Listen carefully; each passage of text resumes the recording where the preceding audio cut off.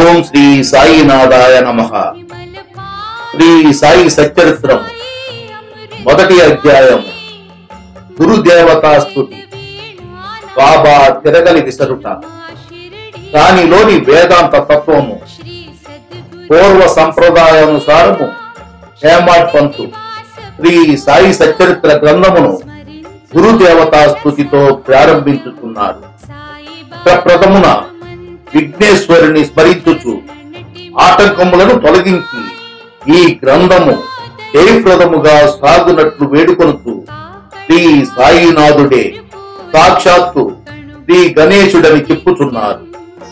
పిమ్మట శ్రీ సరస్వతీ దేవిని స్మరించి ఆమె తనని గ్రంథ రచనకు పులుకొలిపినందులకు నమస్కరించుచు శ్రీ సాయియే సరస్వతీ స్వరూపులై తమ కళను తామే గానము చేయుచున్నారని చెప్పుతున్నారు. తదుపరి సృష్టి స్థితి లయకారకులకు బ్రహ్మ విష్ణు మహేశ్వరులను ప్రార్థించి శ్రీ సాయియే త్రిమూర్త్యాత్మక స్వరూపులనియు సమర్థ సద్గురువులనియు వారు మనలను సంసారమును నదిని దాటించగలరనియు చెప్పుతున్నారు. తరువాత తమ గృహదేవతయకు నారాయణాదినాథునకు నమస్కరించి వారు కొంకణ దేశములో వెలిసిరనియు ఆ భూమి పరశురాముడు సముద్రము నుండి సంపాదించినదనియు చెప్పుచు వారి వంశ మూల పురుషుని స్తోత్రము చేసిరి. అటు పిమ్మట వారి గోత్ర ఋషియగు భరద్వాజముని స్మరించెను. అంతేకాక యాజ్ఞవల్యుడు, భృగుడు, పరాశరుడు, నారదుడు, కనక సనందనాథుడు, సనత్ కుమారుడు, శుకుడు, శౌనకుడు, విశ్వామిత్రుడు, వశిష్ఠుడు, వాల్మీకి, వాసుదేవుడు, జైమిని, వైశంపాయనుడు, నవయోగేంద్రుడు మున్నగు పలువురు మునులను నివృత్తి, జ్ఞానదేవు, సోపాను, ముక్తాబాయి, జనార్దనుడు, ఏకనాథుడు, నామదేవుడు, తుకారాం, కాన్హా, నరహరి తదితర అర్వాచీన యోగేశ్వర్లను కూడా ప్రార్థించారు. తరువాత తన పితామహుడైన సదాశివునకు తండ్రి రఘునాథునకు కర్ణ తల్లికి చిన్నతనము నుండి పెంచి పెద్ద చేసిన మేనత్తకు తన జ్యేష్ఠ సోదరునకు నమస్కరించాను. అటుపైన పాఠకులకు నమస్కరించి తన గ్రంథమును ఏకాగ్ర చిత్తముతో పారాయణ చేయుడని ప్రార్థించాను. చివరగా తన గురువు తత్తావతారమును అగు శ్రీ సాయిబాబాకు నమస్కరించి తాను వారిపై పూర్తిగా ఆధారపడి ఉన్నానని చెప్పుచు ఈ ప్రపంచము విద్య అనియు బ్రహ్మమే సత్యమనే అనుభవంను తనకు కలిగించు శక్తి వారికే కలదని చెప్పుచు ఈ ప్రపంచములో ఏ ఏ జీవులందు పరమాత్ముడు నివసించుతున్నాడో వారందరికీ నమస్కరించెను. పరాశరుడు, వ్యాసుడు, శాండిల్యుడు మొదలుగా గల వారలు చెప్పిన భక్తి మార్గములను పొగిడి వర్ణించిన పిమ్మట హేమాడ్ పంతు ఈ క్రింది కథను చెప్పుటకు ప్రారంభించాను. 1910వ సంవత్సరము తదుపరి ఒకనాటి ఉదయమున నేను షిరిడీ మసీదులో ఉన్న శ్రీ సాయి బాబాను దర్శనము కొరకు వెళ్ళి అప్పుడు జరిగిన ఈ క్రింది విషయమును గమనించి మిక్కిలి ఆశ్చర్యపడితిని. బాబా ముఖ ప్రక్షాళనము గావించుకొని గోధుమల విసురుటకు సంసిద్ధుడగుచుండెను. వారు నేలపై కోలిపరికి దానిపై తిరగలి ఉంచింది. చేటలో కొన్ని గోధుమలు పోసుకొని కఫనీ చేతులు పైకి మడిచి పిడికెడు చొప్పున గోధుమలు వేయుచు విసరసాగింది. అది చూచి నాలో నేను ఈ గోధుమ పిండిని బాబా ఏమి చెయ్యును, ఆయనెందులకు గోధుమలు విసురుచుండెను. వారు భిక్షాటనము చే జీవించువారే, వారికి గోధుమ పిండితో ఏమీ నిమిత్తము, వారికి పిండి నిల్వ చేయవలసిన అగత్యము లేదే అని చింతించితిని. అచ్చటకు వచ్చిన మరికొంతమంది కూడా ఇట్లే ఆశ్చర్యమగ్నులైది.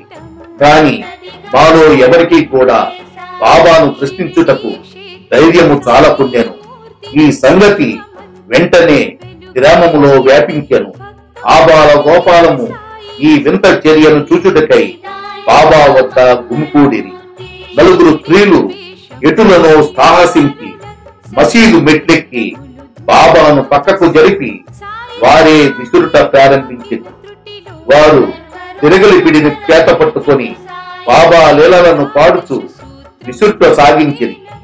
ఈ చర్యలను చూచి బాబాకు కోపము వచ్చెను. కాని వారి ప్రేమకు భక్తికి మిగుల సంతసించి చిరునవ్వు నవ్విరి. విసరునప్పుడు స్త్రీలు తమలో తామిట్లనుకొనిరి, బాబాకు ఇల్లు పిల్లలు లేరు, ఆస్తి పాస్తులు లేవు, వారిపై ఆధారపడిన వారు, ఆయన పోషించవలసిన వారెవరునూ లేరు, వారు భిక్షాటనం చే జీవించువారు కనుక వారికి రొట్టె చేసుకున్నటకు గోధుమ పిండితో నిమిత్తము లేదు. అట్టి పరిస్థితులలో బాబాకు గోధుమ పిండితో ఏమి పని? బాబా మిగుల దయాద్ర హృదయుడగుంటే మనకి పిండిని పంచిపెట్టును కాబోలు.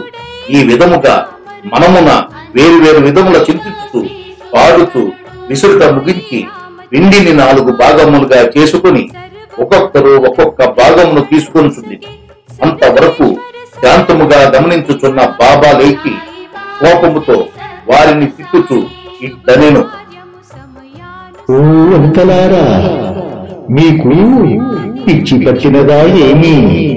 ఎవరబ్బ సొమ్మునుకొని లూటీ చేయిచుంటిరి? మీ వద్ద నుండి గోధుమలు వాడుకుంటున్నా ఏమి? ఏ కారణం చేత పిండిని గొప్పటకు యత్నించుచున్నారు? సరే, ఇట్లు చేయుడు, పిండిని తీసుకుని పోయి గ్రామపు సరిహద్దులపై చల్లుడు. అది విని ఆ వనితలు ఆశ్చర్యముగ్నులైరి, సిగ్గుపడిరి. గుసగుసలాడుకొనుచు ఊరు సరిహద్దుల వద్దకు పోయి బాబా ఆజ్ఞానుసారము ఆ పిండిని చల్లిరి. నేను ఇది అంతయు చూచి షిరిడీ ప్రజలను బాబా చర్యను గూర్చి ప్రశ్నించింది. ఊరిలో కలరా జాడ్యము కలదనియు దానిని శాంతింప చేయుటకు అది బాబా సాధనమనియు చెప్పింది. అప్పుడు వారు విసిరినవి గోధుమలు కావనియు వారు కలరా జాడ్యమును విసిరి ఊరికవతల పారద్రోలిరనియు చెప్పింది. అప్పటి నుండి కలరా తగ్గాను. గ్రామములోని ప్రజలందరూ ఆనందించింది. ఇదంతయు వినను నాకు మిక్కిలి సంతసము కలిగాను. దీని గూఢార్థమును తెలుసుకొన కుతూహలము కలిగాను. గోధుమ పిండికి కలరా జాడ్యమునకు సంబంధమేమి? ఈ రెండింటికి గల కార్యకారణ సంబంధమేమి? ఒకటి ఇంకొక దాని నెట్టు శాంతింపజేశాను. ఇది అంతయు అగోచరముగా తోచను. అందుచే నేను తప్పక ఈ విషయమును గూర్చి రాసి బాబా లీలలను మనసారా పాడుకొనవలెనని నిశ్చయించుకుంటిని. ఈ లీలను చూచి ఇట్లు భావించుకొని హృదయానంద పూరితుడనైతిని. ఈ ప్రకారముగా బాబా సచరిత్రను రాయుటకు ప్రేరేపింపబడితిని. అట్లే బాబా కృపా కటాక్షములచే ఆశీర్వాదములచే గ్రంథము నిర్విఘ్నముగాను జయప్రదముగాను పూర్తి అయినది. తిరగలి విసురుట కాని వేదాంత తత్వము. తిరగలి విసురుటను గూర్చి షిరిడీ ప్రజలను కొను రీతియేగాక దానిలో వేదాంత భావము కూడా కలదు. సాయిబాబా షిరిడీ యందు సుమారు 60 ఏండ్లు నివసించాను. ఈ కాలమంతయు వారు తిరగలి విసురుతూనే యుండిరి. నిత్యము వారు విసురునది గోధుమలు కావు, భక్తుల యొక్క పాపములు, మనోవిచారములు మొదలుకొనవి. తిరగలి యొక్క క్రింది రాయి కర్మ, మీది రాయి భక్తి. చేతితో పట్టుకున్న పిడి జ్ఞానము. జ్ఞానోదయమునకు గాని ఆత్మ సాక్షాత్కారమునకు గాని మొట్టమొదట పాపములను కోరికలను తుడిచివేయవలను. అటు పిమ్మట త్రిగుణ రాహిత్యము పొందవలెను, అహంకారమును చంపుకొనవలెను. ఇది వినగానే కబీరు కథ జ్ఞప్తికి వస్తుంది. ఒకనాడు స్త్రీ ఒకటి ఎరగలిలో ధాన్యమును వేసి విసురుచుండెను. దానిని చూచి కబీరు ఏడ్వసాగెను. నిపతి నిరంజనుడను ఒక సాధు పొంగవుడు అది చూచి కారణము అడుగగా కబీరు ఇట్లు జవాబిచ్చెను, నేను కూడా ఆ ధాన్యము వలె ప్రపంచమును తిరగలిలో విసరబడిదెను కదా. దానికి నిపతి నిరంజనుడు ఇట్లు బదులు చెప్పాను, భయము లేదు, తిరుగలి పిడిని గట్టిగా పట్టుకొనుము, అనగా జ్ఞానమును విడువకుము. నేనిట్లు గట్టిగా పట్టి ఉన్నానో నీవును అట్లే చేయుము. మనసును కేంద్రీకరించుము, దూరముగా పోనీయకము. అంతరాత్మను చూచుటకు దృష్టిని అంతర్ముఖము కానిమ్ము, నీవు తప్పక రక్షింపబడదవు. మొదటి అధ్యాయము సంపూర్ణము. సద్గురు శ్రీ సాయినాథర్పణమస్తు. శుభం భవతు. श्री सच्चिदानंद सद्गुरु साईनाथ महाराज की जय।